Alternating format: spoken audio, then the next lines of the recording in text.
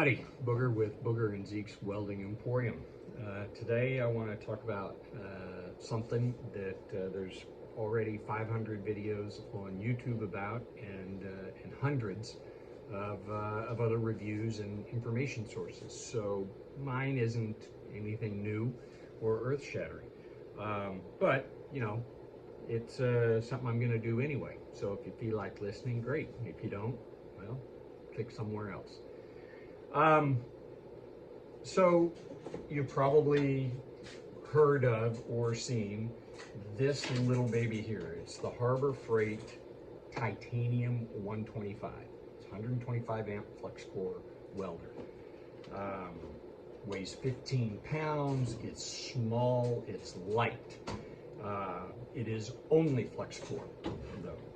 So here's the thing. I've had this a couple weeks, and I've used it out on a site, and I've used it here in the shop, playing around with it. As a matter of fact, the first video I did for this channel, I did right after I got this thing, and was still trying to get it dialed in at that point. But I think I've got it. And fundamentally, here's the thing: this thing costs $200 without any coupon or any savings or anything like that. That's the manufacturer's suggested retail price, $200. So you're not losing much of anything.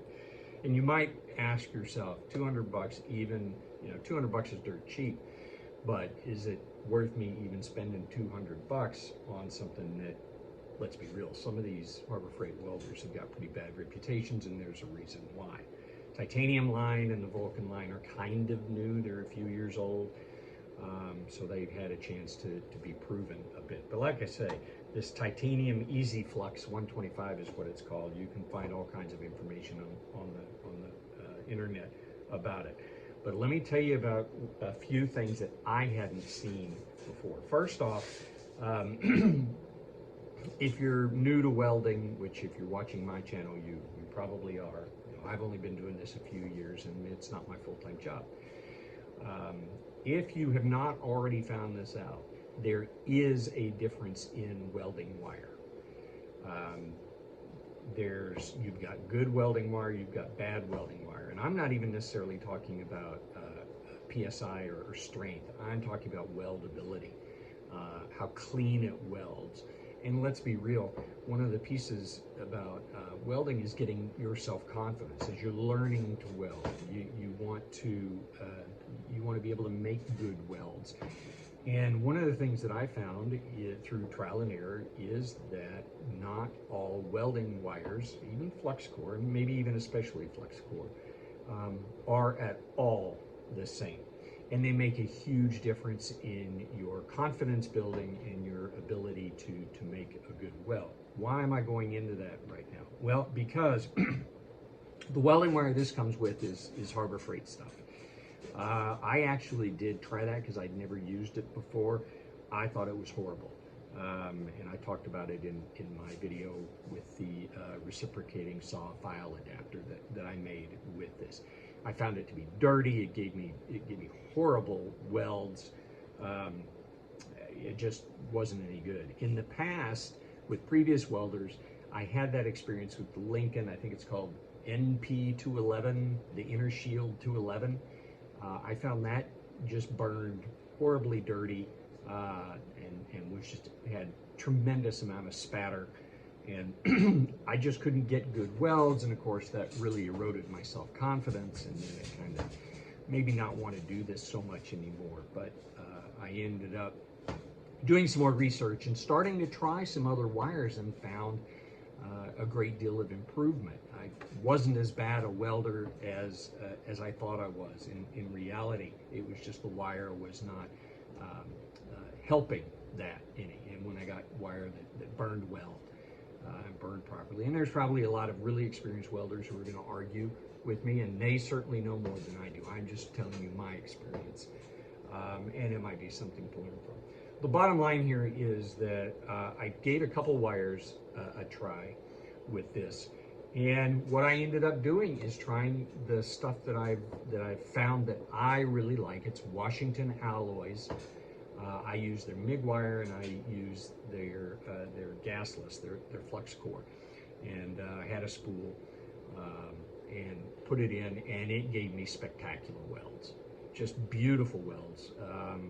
Since initially trying it out, some of the welds that I've been able to lay down actually, you know, they almost look like I was stacking dimes, and with flux core, and didn't need anything much more than a touch with the wire brush. No spatter, no BBs, just cleaning up of some of the you know, the residue, the flux burning residue. I can't really understand exactly what makes the difference. In my uneducated opinion, I believe that the chemistry of the flux that's inside that wire matters dramatically.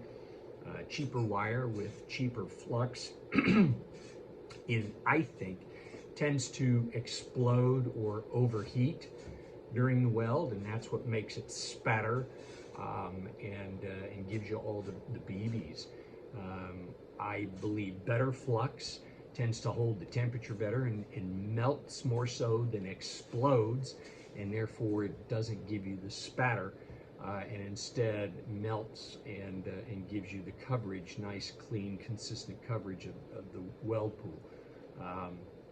I'm not a rocket surgeon, so I don't know the answer, but that's just kind of what I believe, and I'm just going to stick to that story. Regardless, what happens is if you get this thing and you use the wire that's with it, you may or may not get good welds. If you use a good wire, you're going to get some pretty darn surprising welds with this thing. So I'm extremely happy. 15 pounds.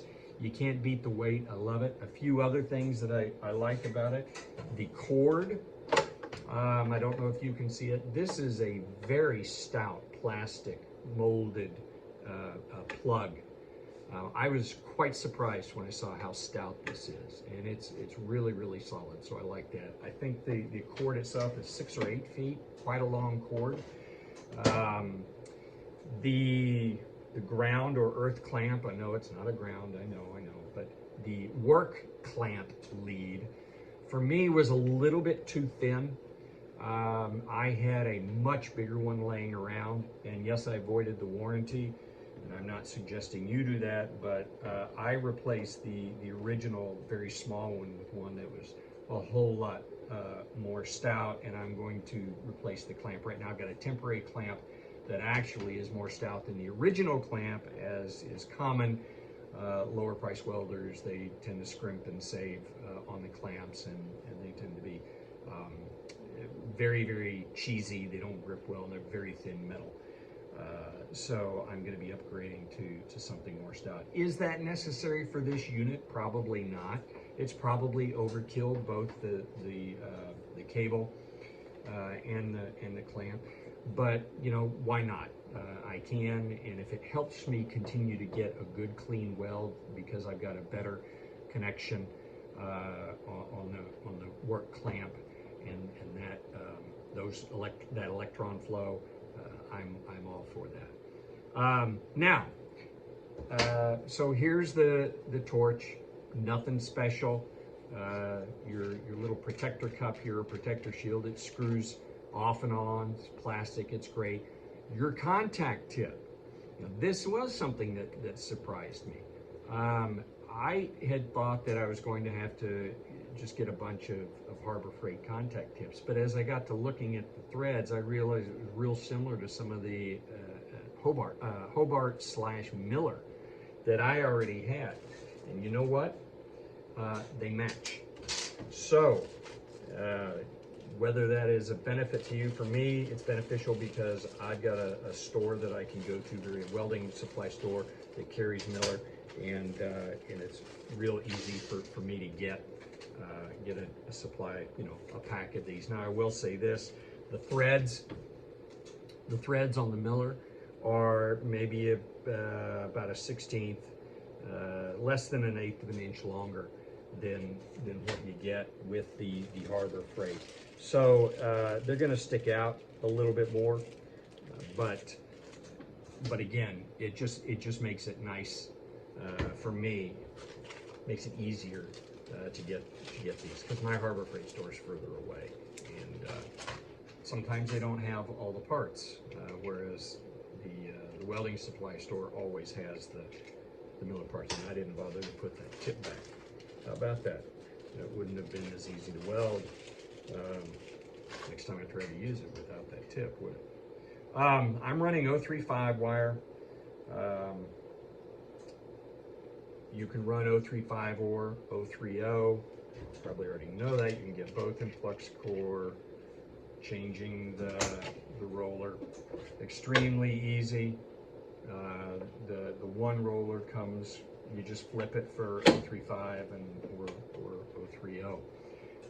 So look, if you're interested, if you're in the market, I don't think you can go wrong with this. There are some other welders that you can get on Amazon that may be cheaper.